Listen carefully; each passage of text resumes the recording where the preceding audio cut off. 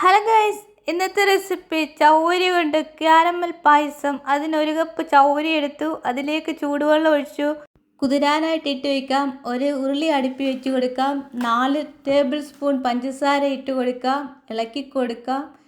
ഇതുപോലൊന്ന് ക്യാരമലാക്കി എടുക്കാം. അതിനുശേഷം കുറേശ്ശെ പാലൊഴിച്ചൊന്ന് ഇളക്കി കൊടുക്കാം.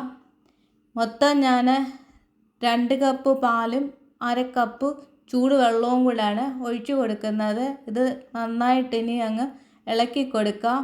നേരത്തെ ചൂടുവെള്ളത്തിലിട്ട് വെച്ച ചൗവരി ഇനി കഴുകിയതാണ്, അതിട്ട് കൊടുക്കാം. വേകാറാകുമ്പോഴത്തേക്ക് പഞ്ചസാര ഇട്ട് കൊടുക്കാം. ഇനി നന്നായിട്ട് അങ്ങ് ഇളക്കി കൊടുക്കാം.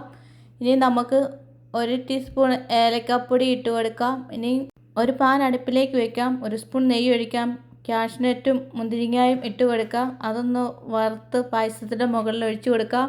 പായസം റെഡി.